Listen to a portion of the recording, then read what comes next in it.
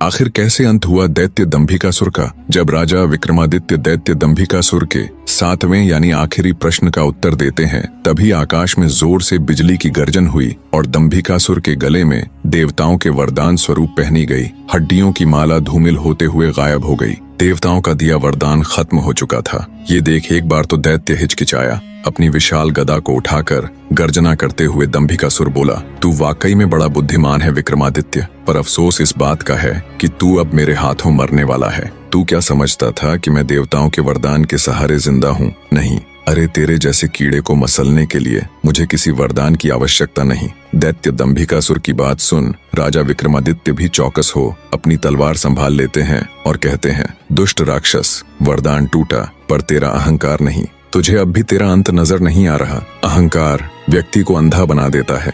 आज तेरा अंत निश्चित है दुष्ट दानव।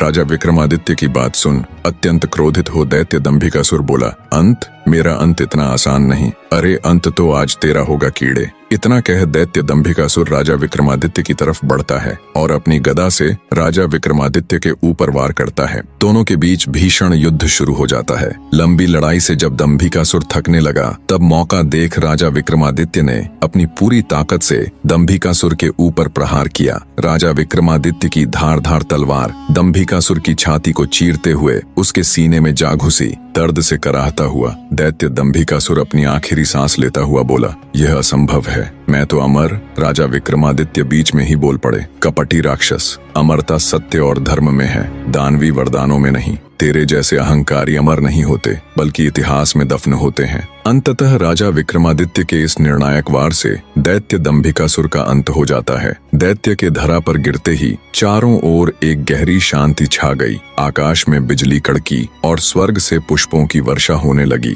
देवताओं ने भी राजा विक्रमादित्य के इस कृत्य को सराहा। दंभिकासुर द्वारा पत्थर बनाए गए सभी प्राणी धीरे धीरे अपने असली रूप में लौटने लगे। लखन और महेंद्र भी अपने असली रूप में आ जाते हैं। दोनों भाई एक दूसरे को देख खुश हो बहते नेत्रों के साथ एक दूसरे को गले लगा लेते हैं। दंभिकासुर के मरने के बाद गुफा का द्वार भी खुल जाता है। राजकुमारी चंद्रकला जब गुफा से बाहर आती है तो अपने पति और उसके भाई को सही सलामत देख ठिठक कर खुशी से वहीं रुक जाती है। जब बसंत की नजर उसकी पत्नी यानी राजकुमारी चंद्रकला पर पड़ती है तो वो भागकर उसके पास जाता है। दोनों एक दूसरे को बाहों में भर लेते हैं। चारों ओर राजा विक्रमादित्य की जय जयकार के नारे लग रहे थे। राजा विक्रमादित्य की जय हो, राजा विक्रमादित्य आप महान हो। बसंत अपने भाई और अपनी पत्नी के साथ राजा विक्रमादित्य के पास आता है। तीनों हाथ जोड़कर विक्रमादित्य का शुक्रिया करते हैं। हम किन शब्दों में आपका धन्यवाद करें राजा, आप सच में महान हैं।